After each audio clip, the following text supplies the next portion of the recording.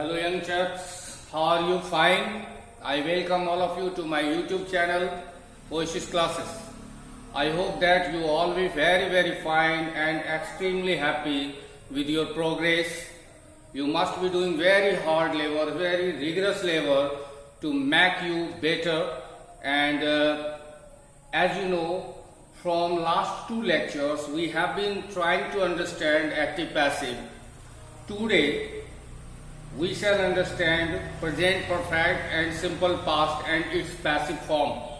But before I start making you understand present perfect and simple past and its passive form, I would like to have a curtain raiser. I would like to have a practice work as I gave you in the last class. So let us start our class. In the last class, I gave you 4 questions from present indefinite and present continuous, and you were asked to make all those 4 questions at your home on your own without taking any other's help. So I hope that you would have done that. अब मुझे पूरा विश्वास है कि आपने उसको कर लिया होगा जो प्रैक्टिस करने के लिए आपको पिछली लेक्चर में मैंने दिया था। आज मैं उसको दोहरा रहा हूं, आप उसको मिलाइए, ये तय कीजिए कि आपका जो जवाब है वो सही है या गलत है, मेरे जवाब के अनुसार है या नहीं है, या उसमें कुछ खामी रह गई है, तो वो अपने कमेंट में जाकर के मुझे जरूर बताइएगा। तो चलिए मैं ये देखता हूं, मैं यह बात समझता हूं। पहले एक्टिव बनाया होगा आपने, आई अंडरस्टैंड दिस मैटर। इसकी पैसिव आपने की होगी, this matter is understood by me. फिर आपने इसका नेगेटिव किया होगा, I do not understand this matter. इसकी पैसिव आपने किया होगा, this matter is not understood by me. उसके बाद आपने इंट्रोगेटिव किया होगा, इंट्रोगेटिव निगेटिव किया होगा, WH क्वेश्चन किया होगा, और फिर WH क्वेश्चन का निगेटिव भी किया होगा। मुझे पूरा विश्वास है कि आपने 6 रूप एक्टिव बनाया होगा, 6 रूप पैसिव। मैंने दोनों रूपों में यानी एक्टिव में भी 6 और पैसिव में भी 6 इसलिए करने को कहा है कि इसी बहाने एक बार फिर से हम लोग रिफ्रेश कर रहे हैं किसको, टेंस को, कि कहाँ डू लगेगा, कहाँ डज लगेगा, ये सब चीजों की प्रैक्टिस आपकी हो जाए। तो मैंने आज एक एग्जाम्पल लिया है और इस एग्जाम्पल को आप मैच करोगे अपने आंसर से। वह अपने भाई को पढ़ाती है। I have changed this sentence into all 6 forms. The first is assertive or positive. She teaches her brother. Negative is she does not teach.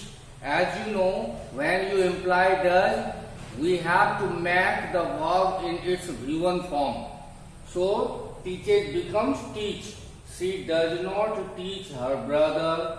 Interrogative, does she teach her brother?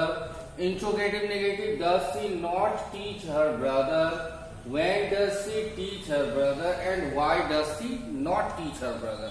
Let me tell you, your W question might be different from that of mine, but you must put any WH question, but with the sense. आप कोई भी WH question रख लो, कोई जरूरी नहीं है कि मैंने यहाँ वैन लिखा है तो आप भी वैन ही लिखो, हाँ भी लगा सकते हो कि वो अपने भाई को कैसे नहीं पढ़ाती है या कैसे पढ़ाती है। मैंने यहाँ क्या लिखा, वो अपने भाई को कब पढ़ाती है। आप लिख सकते थे वो अपने भाई को कैसे पढ़ाती है, हाउ लगा सकते थे। तो WH will be different, as I told you earlier, will be different from that of mine, but your answer must be sensible.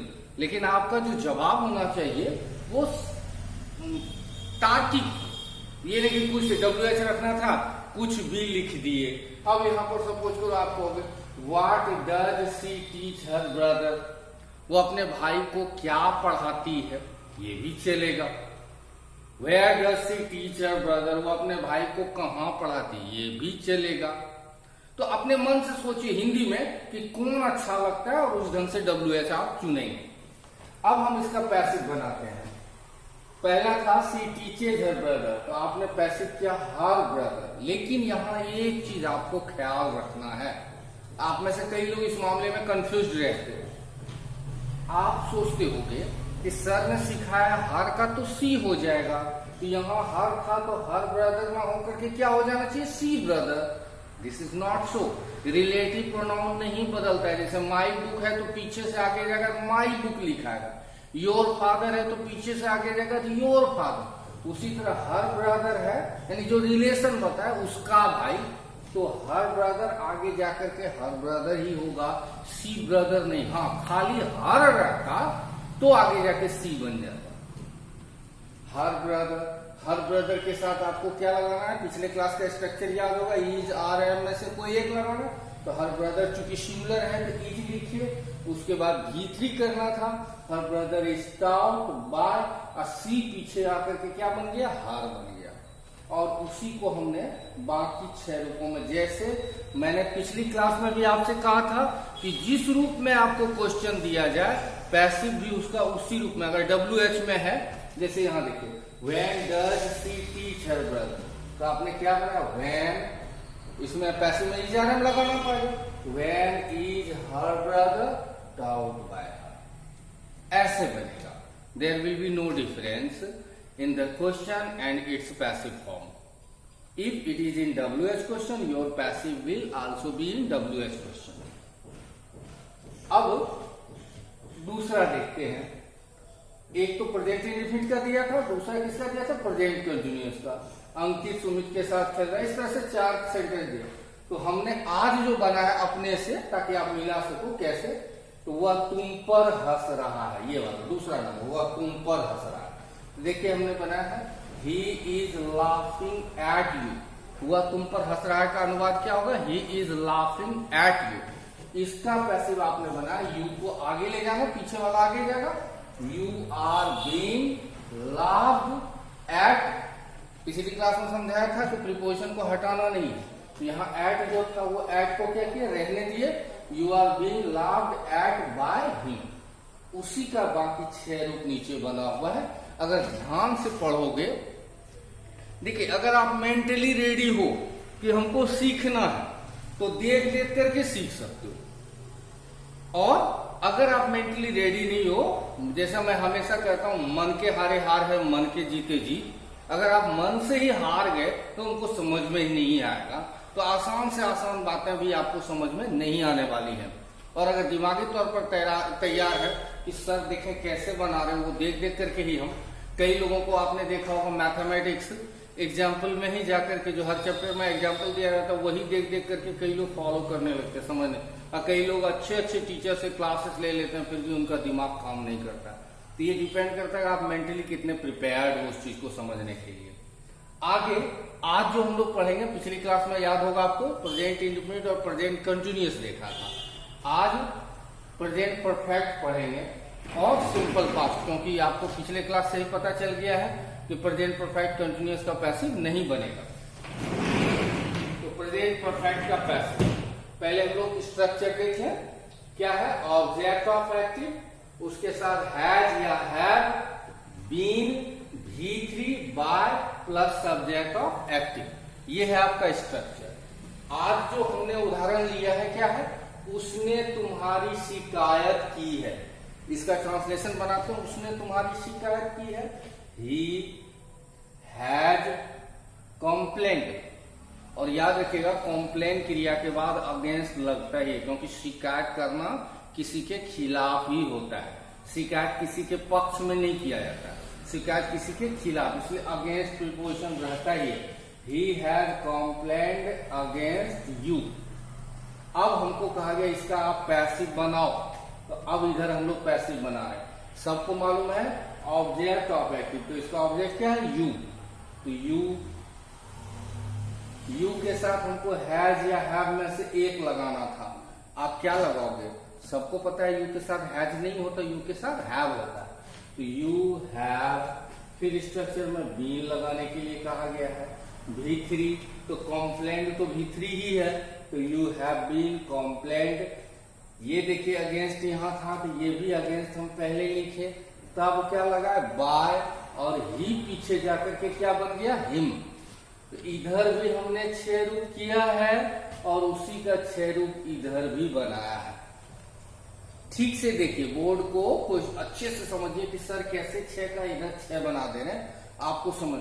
और इनकेस नहीं समझ में आता है, मैं बार बार कहता हूं फिर निश्चित रूप से कमेंट में जा करके, फोन करके, व्हाट्सएप में आ करके मुझे खबर कीजिए कि सर मुझे इतना समझ में आया और इतना नहीं समझ में आया, ताकि मैं अगले क्लास में उस गलती को मैं सुधार सकूं।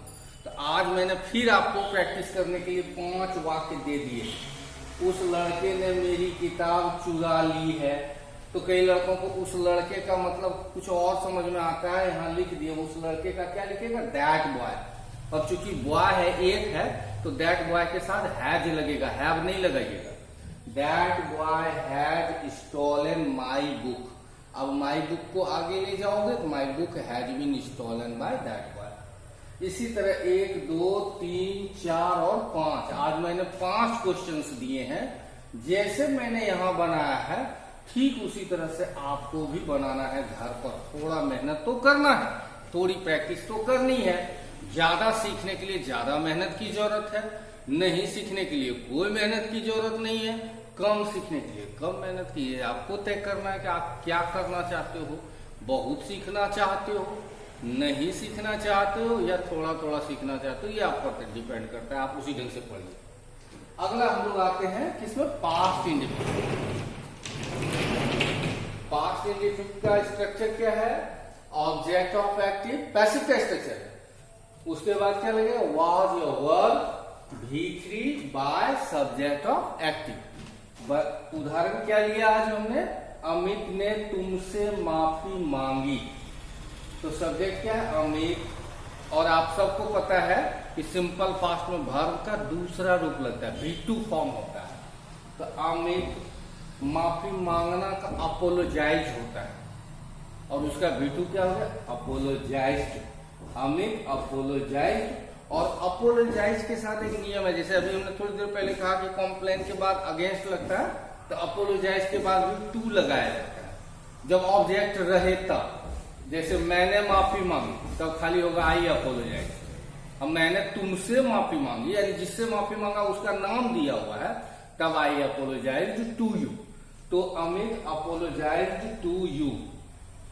निगेटिव देखिए, अमित डिड नॉट। जिन्होंने टेंस को ठीक से पढ़ा उनको मालूम है कि डिड का प्रयोग होते ही क्रिया V2 से V1 हो जाती है। Amit did not apologise to you. इसी तरह इंट्रोगेटिव, इंट्रोगेटिव निगेटिव, WS का निगेटिव फॉर्म। अब हम लोग इसका पैसिव करते हैं। नियम आपको याद हो गया होगा, हमको यू को आगे ले जाना है, यू ले गए। इसके साथ वाज या वर लगाना है, तो आप सबको पता है यू के साथ वाज नहीं होता, वर होता है। You were apologised to. देखिए यहाँ टू था तो टू को हटाए नहीं है। You were apologised to by Amit. इसी को हमने 6 रूपों में, जैसे इधर एक्टिव को 6 रूप किया था, उसी तरह पैसिव को भी 6 रूपों में किया है। मुझे पूरा विश्वास है कि आपको समझ में आ रहा है। और अगर किसी को भी, अगर 1000 लोग देख रहे हो, अगर 1000 में से भी 2 लोगों को भी लग रहा है कि नहीं हमको ये तो नहीं समझ में आया, तो आप YouTube के कमेंट सेक्शन में जा करके, WhatsApp में आकर के या फोन करके मुझे खबर कीजिए कि सर हमको ये वाली चीज नहीं समझ, क्योंकि अभी एक्टिव पैसिव आगे जाने वाली है। तो रोग को छिपाइएगा ना, तो छोटी सी जो फुंसी होती है, छोटा सा जो घाव होता है, वो भी छिपाते छिपाते कैंसर बन जाता है। तो पढ़ाई में भी छिपाना नहीं है। डॉक्टर को रोग बताओगे तो इलाज होगा, टीचर को प्रॉब्लम बताओगे तो सॉल्यूशन मिलेगी, और प्रॉब्लम को छिपाओगे तो सॉल्यूशन नहीं मिलेगी। हाँ, मैं दोषी कब होऊंगा? जब आप अपना प्रॉब्लम बताए तो मैं या तो आपको समझाया ही नहीं या समझा ही नहीं पाया। दो अर्थों में, या तो मैं उस लायक ही नहीं था कि मैं आपको समझा पाया, या फिर लायक था लेकिन मेहनत से मैं डर गया इसलिए मैंने आपको समझाया नहीं। ये दोनों चीजें नहीं होगी, इसके लिए आप निश्चिंत रहिए। इसलिए आप अपने क्वेश्चंस को रेज करिए। You must raise your question so that I can answer your any problem and you can solve any of your problems properly. I have written hard words to help you. As you say, तुमने यह किताब फाड़ दी, तो many of you might have some problems in understanding the meaning of फाड़ना। तो pharma tier. Tier का दोनों रूप मैंने लिखा। अब आप पूछोगे सर दोनों रूप क्या, दूसरा का क्या मतलब है? तो एक्टिव करोगे तो सिंपल पास्ट के एक्टिव में V2 लिखना होगा, इसलिए टीयर का V2 क्या होगा, टॉक। V3 क्या होगा, टॉक।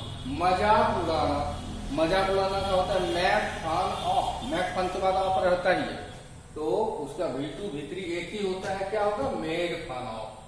अफसोस का रिग्रेट, जताना या व्यक्त करना का एक्सप्रेस। सबका आप बोर्ड पर देख रहे हो कि V2 V3 सब फॉर्म लिखा हुआ है।